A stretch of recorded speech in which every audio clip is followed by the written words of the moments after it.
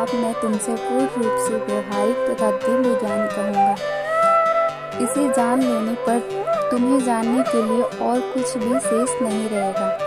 इसका तात्पर्य है कि पूर्ण ज्ञान में प्रत्यक्ष जगत, इसके पीछे काम करने वाली आत्मा तथा इन दोनों के उद्गम सम्मिलित हैं। यह दिव्य ज्ञान है। भगवान उपयुक्त ज्ञान पद्धति बताना चाहते हैं क्योंकि अर्जुन उनका विशत भक्त तथा मित्र है। चतुर्थ अध्याय के प्रारंभ में इसकी व्याख्या भगवान कृष्ण ने की है और उसी की पुष्टि यहाँ पर हो रही है।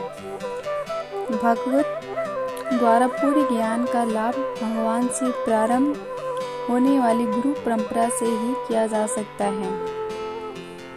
अतः मनुष्य को इतना बुद्धिमान तो होना ही चाहिए कि वह समस्त ज्ञान के उद्गमन को जान सके, जो समस्त कारणों का कारण है और समस्त योगों में ध्यान का एकमात्र लक्ष्य है। जब समस्त कारणों के कारण का पता चल जाता है तो सभी वस्तुएं ज्ञात हो जाती हैं और कुछ भी अज्ञात नहीं रह जाता। वेदों का कहना है कि कस्मन् भगवा विज्ञाते सर्वमिता विज्ञातित भवति। श्लोक 3 का विस्तार।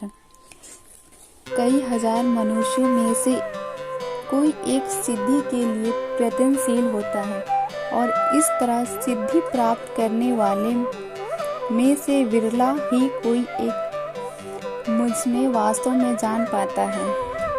इसका तात्पर्य है कि मनुष्यों की विभिन्न कोटियां हैं और हजारों मनुष्यों में से शायद विरला मनुष्य ही यह जानने में रुचि रखता है कि आत्मा क्या है, शरीर क्या है और परम सत्य क्या है।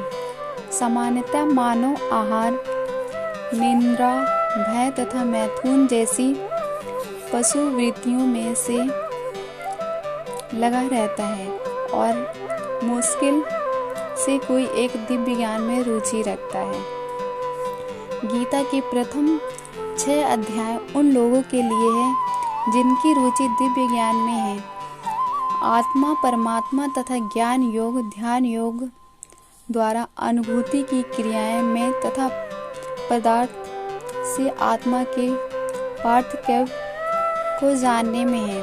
किंतु कृष्ण तो केवल उन्हीं व्यक्तियों द्वारा ज्ञान है जो कृष्ण भावना भाती हैं।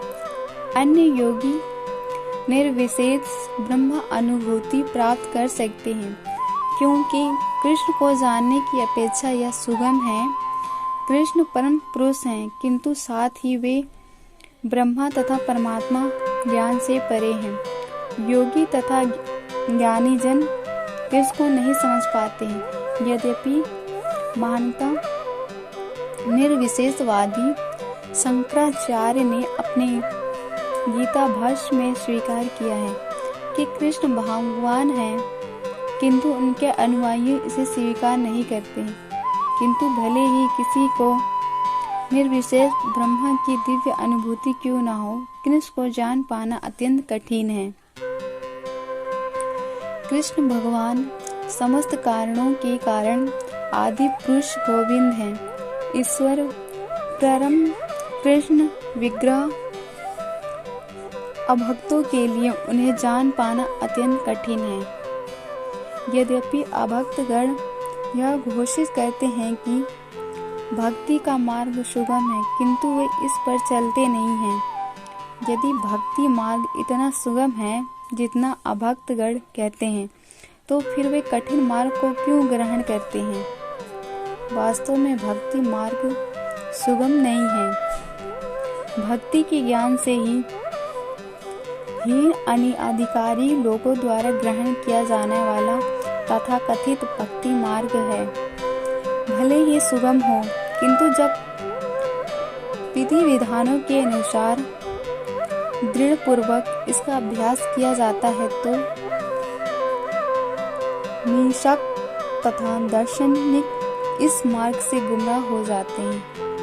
नील रूप से गोस्वामी अपनी कृति भक्ति सिंधु में लिखते